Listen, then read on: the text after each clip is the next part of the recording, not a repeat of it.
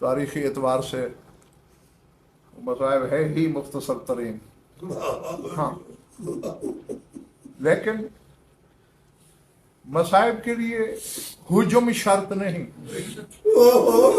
ہاں، یہ ضروری نہیں ہے کہ مصائب کے لیے گھنٹے کی روایت ہو تو پھر رویا جائے. ہاں، ایک مجتہد اکبر کے گھر مجلس ہو رہی تھی، پڑھنے والا بھی مجتہد، تو انہوں نے فکرہ بولا، داخلت زینب سلام اللہ علیہ علی ابن زیاد، کہ علی کی بیٹی ابن زیاد کے دربار میں داخل. اتنا کہا، وہ آگے بڑھنے لگے. جو مجتہد مجلس کرا رہا تھا اس نے امامہ اتار کے کہتے ہیں یار رک جا، ہمیں اس جملے کا حق تو ادا کرنا ہے. ابھی الگ کتنا مختصر سا جملہ ہے، پہلے ہمیں اس جملے کا حق ادا کرنے دے کہ علی کی بیٹی مصدر تطہیر، ملکہ طہارت، اور ابن زیاد جیسا شرابی کا دربار. اس لیے میں نے کہا کہ مصائب کے لیے ہجوم شرط نہیں، اس کی حقیقت کو دیکھا جاتا ہے.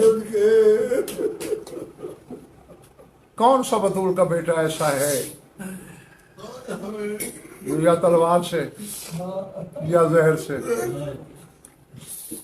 اور میں عموماً ایک فکرہ ممبروں سے بھی کہا کرتا ہوں، جو لوگ میری مجالس میں ہوتے ہیں وہ واقف ہیں اس جملے سے. میں کہا کرتا ہوں کہ جس ملعون نے بھی بطول کے جس بیٹے کو زہر دیا ہے اس نے مفت میں لعنت کمائی ہے. مطلب یہ کہ اگر کچھ دن صبر کر لیتے تو بی بی کا ہر بیٹا زینب کی چادر کو رو رو کے خود مر گیا. کیونکہ ہم کتابوں میں پڑھ کے روتے ہیں، آپ ہم سے سن کے روتے ہیں. بطول کے بیٹے نہ کتاب کے محتاج ہیں نہ روایات کے محتاج ہیں، وہ تو خود عین اللہ ہے. ماضی حال مستقبل سارے زمانے ہتھیلی کی طرح ان کے سامنے ہوتے ہیں، وہ تو آنکھوں سے دیکھتے ہیں ہو کیا رہا ہے.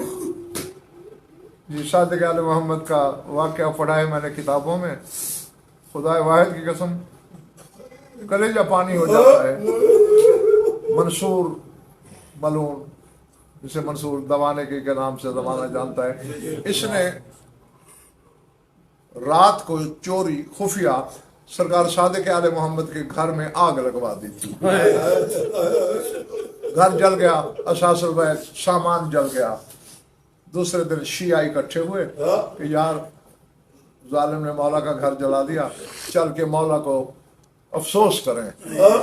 جب آگ تو کیا دیکھا، مولا زمین پہ بیٹھے ہیں، گریبان کھلا ہوا ہے، اور ہچکیوں سے صادق آل محمد رو رہے ہیں. حیران ہو گئے، حیرت زدہ ہو کر کہتے مولا اللہ مان خیریت ہے، آگ میں کوئی جانی نقصان تو نہیں ہوا؟ نہیں، کوئی جانی نقصان نہیں ہوا. مولا تو پھر آپ دنیا پر تو افسوس کرنے والا خاندان ہی نہیں ہے، تو اس طرح یہ بےتاب ہو کے زمین پہ خاک پہ مٹی پہ بیٹھ کر یوں ہچکیوں سے کیوں رو رہے ہیں؟ کہتے یار بات اتنی ہے، جب میرا گھر جل رہا تھا نا، میرے پردادار میرے پیچھے میری پناہ لے رہے تھے. مجھے شام غریبہ میں زینب مجھے شام غریبہ میں علی کی بیٹیاں یاد آ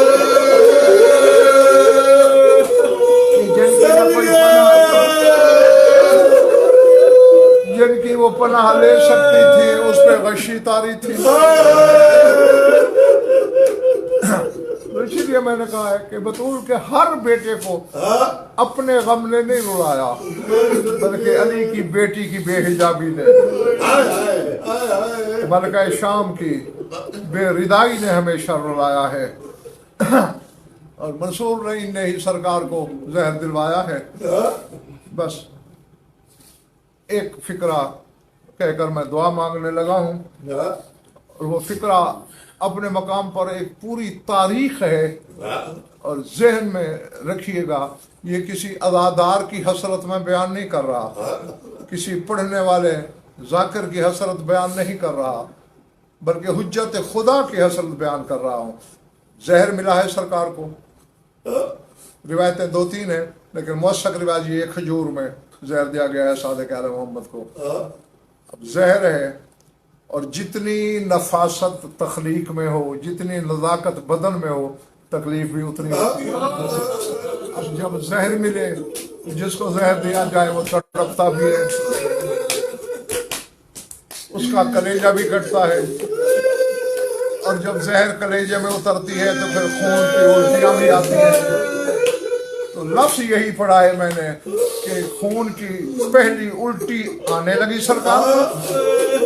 سرکار نے دونوں ہاتھوں سے اپنا سینہ دبایا، کوہنیوں کے بل اٹھے، شام کی طرف دیکھا اور ایک حسرت ظاہر کی میرے امام صادق علیہ محمد نے۔ فرماتے لیتنی کانت لی اخت مثل زینب کاش میری بھی کوئی زینب جیسی بہن ہوتی، کاش میری بھی زینب جیسی بہن ہوتی، وہ تشت لے آتی، تشت میں میری جگر کے ٹکڑے سنبھالتی۔ بھئی یہ کہنا تھا کہ سرکار کے سراہنے سے آواز آیا میں شام چھوڑ کے آئی، میں تو کب سے تیرے سراہنے بیٹھی ہوں، حسن کے لیے تشت لائی تھی تیرے جگر کے ٹکڑے میں ہاتھوں پہ سنبھالنے کے لیے، تیرے کلیجے کا لہو اپنے بال رنگین کروں گی اور جا کے اپنی ماں زہرا کو دکھاؤں گی کہ اماں تیرے بعد تیرے بیٹوں سے امت کا یہ سلوک ہو رہا ہے۔ وَسَيَعْلَمُ الَّذِينَ ظَلَمُوا أَيَّ مُنقَلَبٍ يَنقَلِبُونَ أَلَا لَعْنَةُ اللَّهِ عَلَى الْقَوْمِ الظَّالِمِينَ۔